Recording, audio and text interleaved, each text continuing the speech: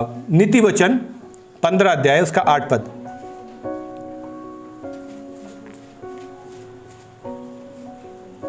दुष्ट लोगों के बलिदान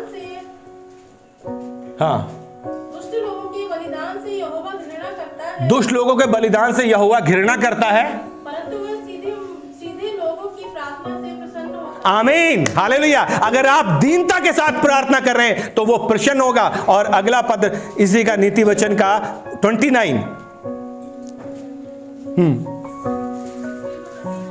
हाँ, यहोवा दुष्टों से दूर रहता है, दुष्टों से दूर रहता है, परंतु धर्मियों की प्रार्थना सुनता है। हालेलुया। यदि आप धर्मी बन करके नम्रता दीनता के साथ प्रार्थना करते हैं तो वो आपकी प्रार्थना को सुनता है। हालेलुया। आप कैसे प्रार्थना कर रहे हैं? हालेलुया। आपकी प्रार्थना कैसी है?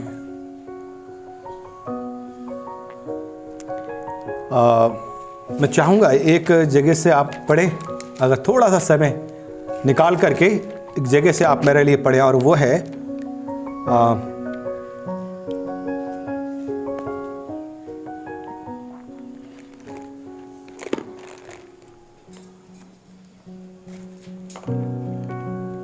भजन संहिता 145 और उसका 18 और 19 पद।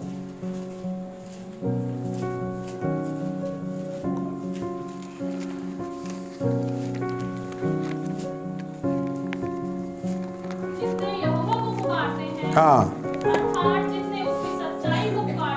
जितने यहोवा को पुकारते हैं, हाँ, सच्चाई के साथ जितने उसे पुकारते हैं,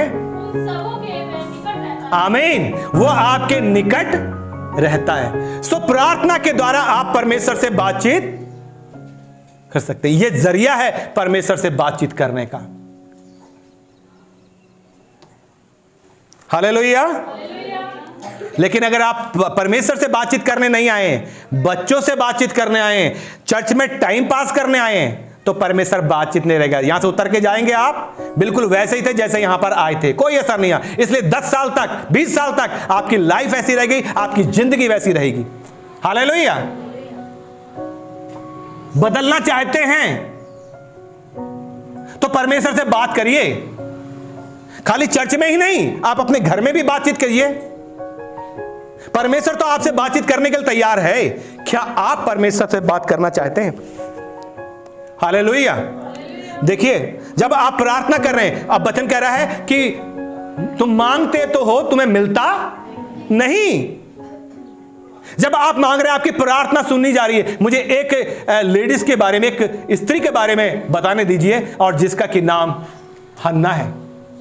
और पहला शमूएल और उसके पहले अध्याय में इसके बारे में लिखा हुआ है। मैं थोड़ी सी बात इसके बारे में पढ़ना चाहूंगा। यहां लिखा है, एलकाना नाम एक पुरुष था और उसकी क्या थी? 2 पत्नियां थी।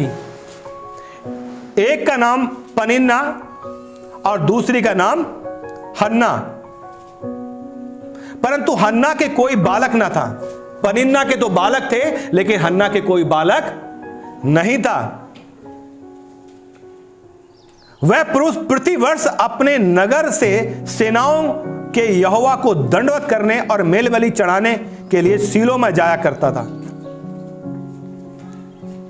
प्रतिवर्ष यहोवा को दंडवत करने, मेल बलि चढ़ाने जाता था। लेकिन इसकी एक स्त्री के पास, एक पत्नी के पास क्या थे? बच्चे नहीं थे। और जब यह दान देता था तो जिस स्त्री के पास बच्चे नहीं थे, अर्थात हन्ना को यह दूना दान दिया करता था। परमेश्वर का वचन कहता है कि परंतु हन्ना को वह दूना दान दिया करता था। हालेलुया। और जो इसकी सौत थी, जिसका कि नाम पनिन्ना था, वो इसे क्या करती थी? चिढ़ाती थी, क्योंकि इसके कोई औलाद नहीं थी, कोई बेटा और बेटी नहीं था। और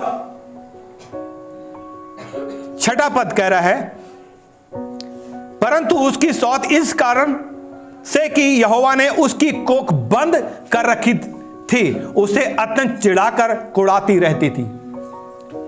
वचन कह रहा है यहोवा ने उसकी कोख बंद कर रखी थी। हालेलुया।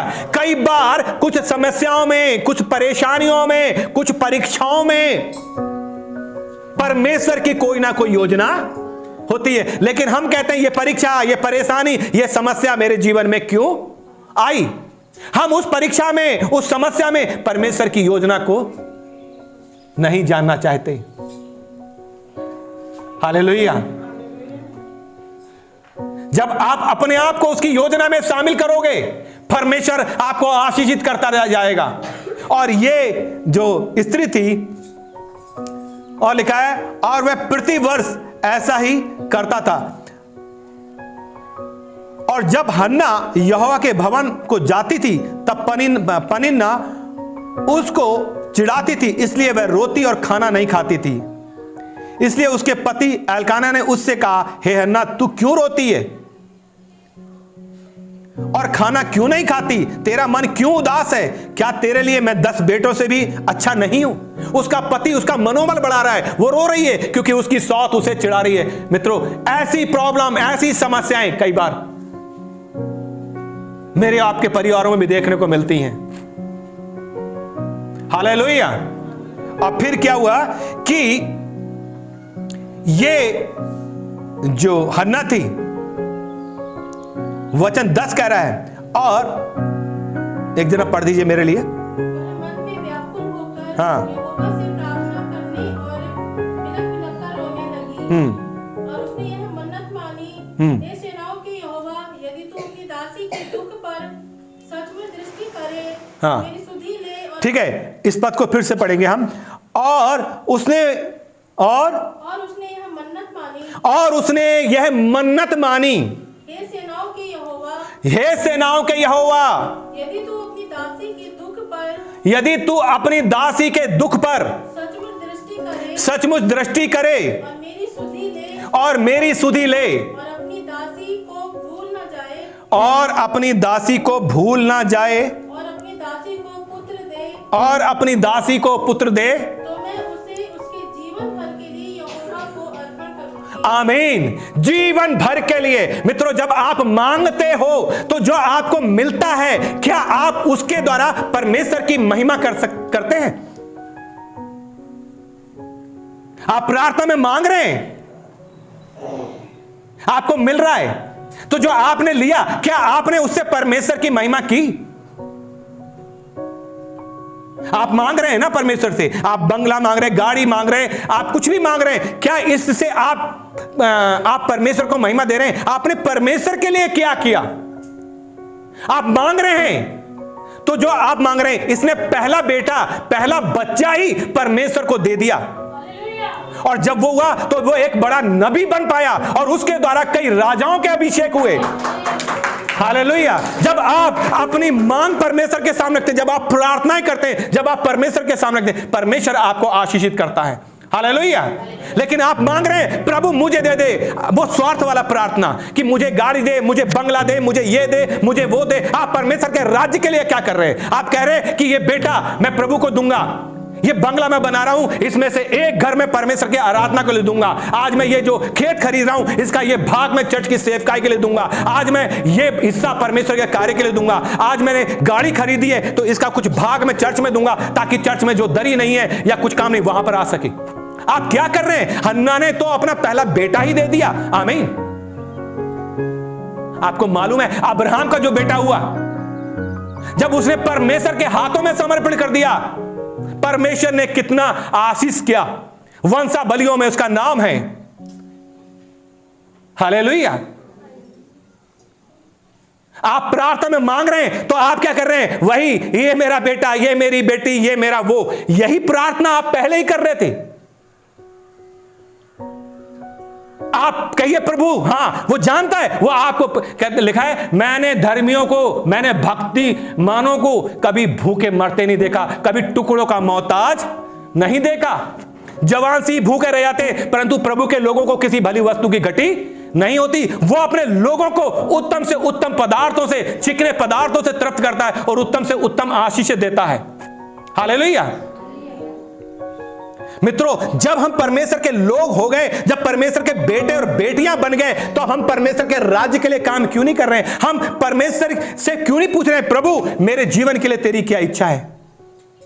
जो भी प्रार्थना आप परमेश्वर कैसे कर रहे हैं, उस प्रार्थना में परमेश्वर से पूछिए। प्रभु बेटा मांग रहे हैं तो उस बेटे के लिए कहें। हम क्या करते हैं, जो बचा हुआ भाग, बची कुछ आशीष लेके परमेश्वर के पास आते हैं। प्रभु ये है जो मैं तुझे दे रहा हूं, प्रभु बस यही है जो मैं तुझे। कहां से आप परमेश्वर आपसे बातचीत करेगा? चाहे वो देने की बात है, प्रार्थना की बात है, आप क्या करते हैं, बचा हुआ समय लेके पासते हैं। हाँ, टाइम मिल गया, सब काम निपटा लिया, उसके बाद बैठे प्रार्थना में। बचा हुआ टाइम, बचा हुआ भाग वो दे रहे हैं प्रभु को। क्यों पहला भाग क्यों नहीं दे सकते? पहलोठा क्यों नहीं दे सकते?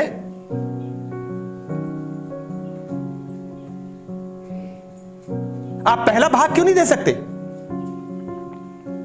हम बचा कुचा लेके परमेश्वर के पास जाते हैं। आप बेटा मांग रहे हैं, गाड़ी मांग रहे हैं, तो आप कहिए हाँ मैं अपनी गाड़ी। क्या चर्च की गाड़ी की आवश्यकता है? चर्च के पास एक अपना 4 व्हीलर होना चाहिए।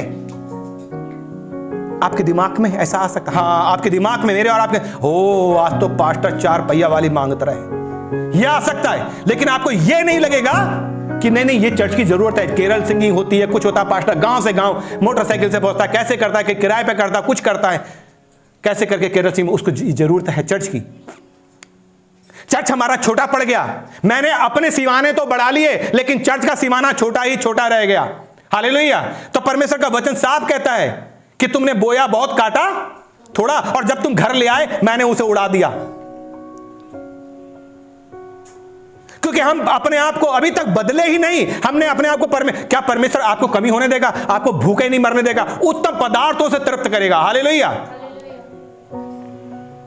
जब जो डाली दाख रहता, लिखा है मैं दाख लाता हूं, तुम डालियां हो, जो मुझ में बना रहता है वो फलता है। यदि आप उसके साथ रहेंगे, वह आपको किसी भी चीज में कमजोर होने नहीं देगा, आपको वो किसी चीज की कमी नहीं होने देगा। कमी इसलिए क्योंकि आप जब प्रार्थना कर रहे हैं तो आपकी प्रार्थना भी स्वार्थी प्रार्थना है, आपकी प्रार्थना भी मांग वाली प्रार्थना है। प्रभु ने आपकी आवश्यकता तो पूरा कर दिया, लेकिन अब क्या कर रहे हैं? अब आवश्यकता नहीं है, अब आपकी मांग है। आप मांग रहे हैं प्रभु से। हालेलुया। हम देखते हैं हमारे बहुत से भाई लोग अपने घर में थोड़ा सा स्थान प्रार्थना के लिए बना लेते हैं। आप भी अगर घर बना रहे हैं तो आप कहें प्रभु ये वाले हिस्से में मैं बैठ के तेरी आराधना करूंगा। हालेलुया। यहां बैठ के मैं तेरी आराधना करूंगा, ये तेरा स्थान कहलाएगा। आमीन।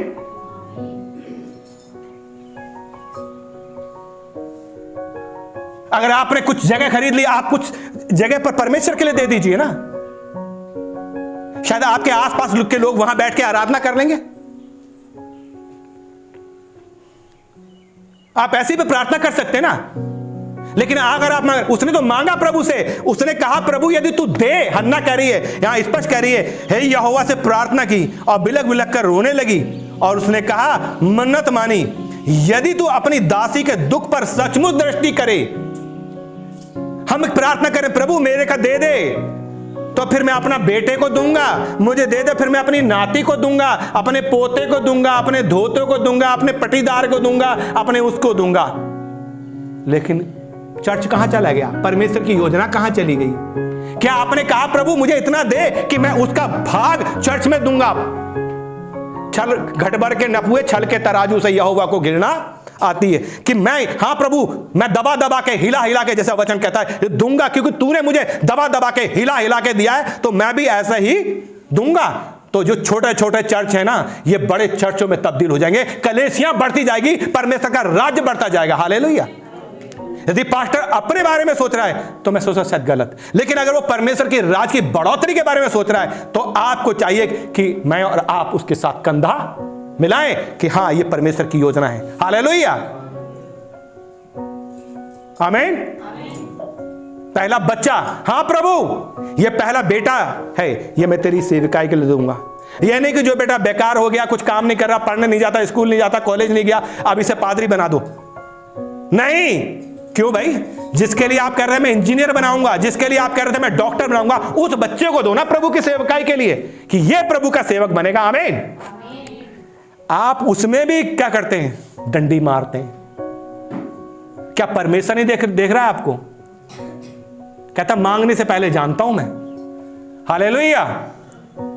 मित्रों, आए मैं और आप अपने आप को परमेश्वर की योजना में शामिल करें। परमेश्वर आपसे बातचीत करना चाहता है। क्या आप परमेश्वर से बातचीत करना चाहते हैं?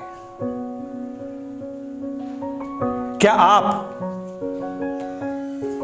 अपने आप को परमेश्वर की योजना में शामिल करना चाहते हैं? हो सकता है कि अब तक आप फेल हो रहे हो सकता है अब तक आपको सफलता हाथ नहीं लगी है, लेकिन जब आप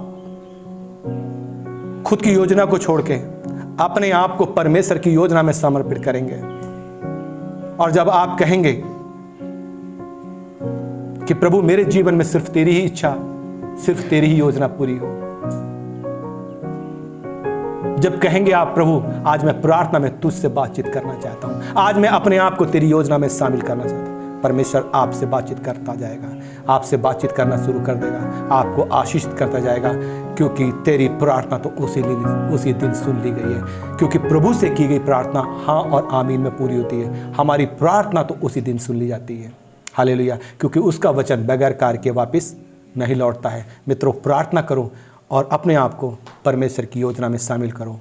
परमेश्वर वचन के द्वारा आपको आशीष दे। जय मसीह।